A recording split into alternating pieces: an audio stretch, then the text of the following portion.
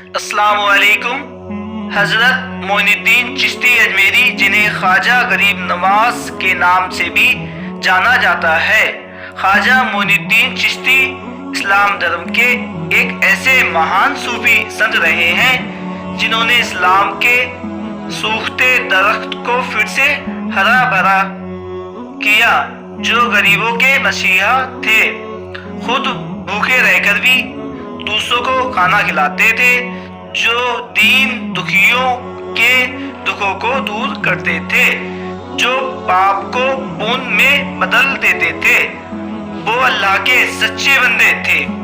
اللہ نے انہیں روحانی و غیبی طاقتیں بخشی تھی، جن کے ماننے والوں کی ایک بسال سنکھیا، جن کو اسلام دھرم کے لوگ ہی نہیں، ہندو، سکھ آدی انیہ سبھی دھرموں کے لوگ مانتے ہیں، جن کے ماننے والوں میں راجا سے لے کر رنگ نیتا سے لے کر ابھینیتا تک ہیں، جو خواجہ غریب نواز کی زیارت کے لیے ہمیشہ لائلٹ رہتے ہیں، جن کی درگاہ آج بھی ہندوستان کی سرزمین کو روشن کر رہی ہے۔ آج کے اپنے اس لیکھ میں ہم اسی مہان صوفی سنت خواجہ غریب نواز کی جیونی کے بارے میں وستار سے جانیں گے اور ان کے جیون سے جڑے ہر پہلو کی باریکی کے ساتھ سمجھنے کی کوشش کریں گے۔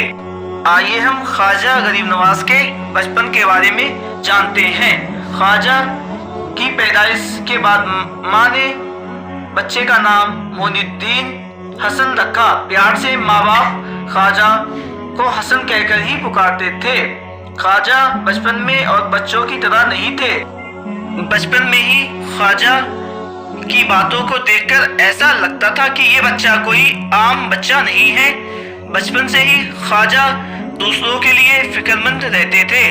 خواجہ کے دودھ پینے کی عمر میں ہی جب کوئی عورت اپنے دودھ پیتے بچوں کے ساتھ خواجہ کے گھر آتی، اس عورت کا بچہ دودھ پینے کے لیے روتا تو خواجہ اپنی ماں کو اشارہ کرتے، کا مطلب ہوتا کہ وہ اپنے دودھ اس بچے کو پلا دیں۔ خواجہ کی ماں اپنے بچے کے اشارے کو سمجھ جاتی اور اپنا دودھ اس بچے کو پلا دیتی۔ جب وہ بچہ خواجہ کی ماں کا دودھ پیتا تو خواجہ بہت خوش ہوتے تھے۔ جب خواجہ کی عمر 3-4 سال کی ہوئی تو خواجہ اپنی عمر کے غریب بچوں کو اپنے گھر بلاتے اور ان کو کھانا کھلاتے۔ ایک بار کی بات ہے، خواجہ عید کے موقع پر اچھا لباس پہنے عیدگاہ میں نماز پڑھنے جا رہے تھے۔ اس وقت لگ بھگ خواجہ کی عمر 5 سے 7 سال کی رہی ہوگی۔ راستے میں اچانک خواجہ کی نظر ایک لڑکے پہ پڑی۔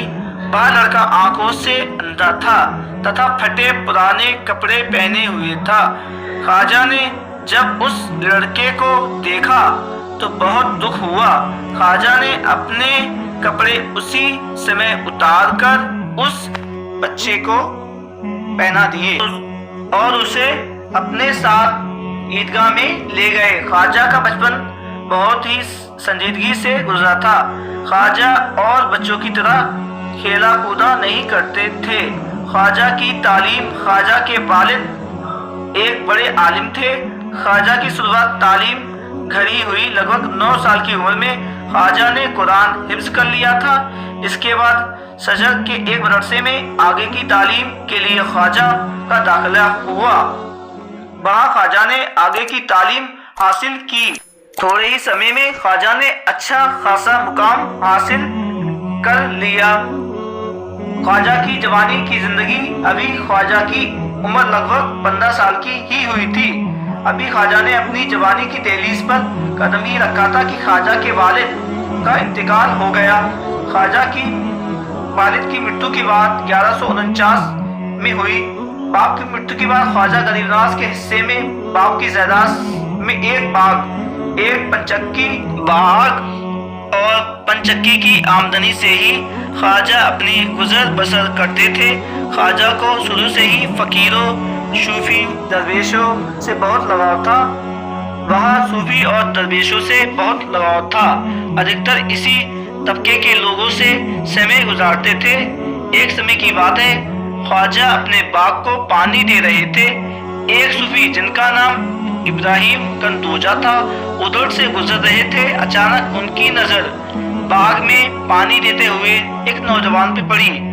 نوجوان پر نظر پڑتے ہی انہیں ایک ایسی کشش ہوئی کہ وہ نوجوان سے ملنے باغ کے اندر چلے گئے۔ خواجہ نے ایک صوفی شخص کو باغ میں آیا دیکھ ان کی بہت خوش ہوئے۔ ابراہیم کندوجی نے خواجہ کو دیکھ کر پہچان لیا کہ یہ کوئی معمولی انسان نہیں ہے، آگے چل کر یہ غریب کا مشیرہ بنے گا، لوگوں کی روحانی پیاس بجھائے گا۔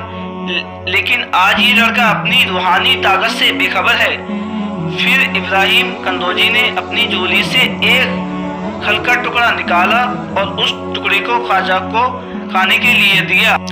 اس روحانی راستے پر نکلنے کے بعد خواجہ نے پھر پیچھے مڑ کر نہیں دیکھا۔ خواجہ علم و تعلیم حاصل کرتے ہوئے سمرقند، بخارا، بغداد، عراق، عرب، شام آدی کا سفر طے کرتے ہوئے 1157 میں خواجہ ہارون پہنچے، جب خواجہ نے عثمان ہارونی سے بیعت و خلافت پائی۔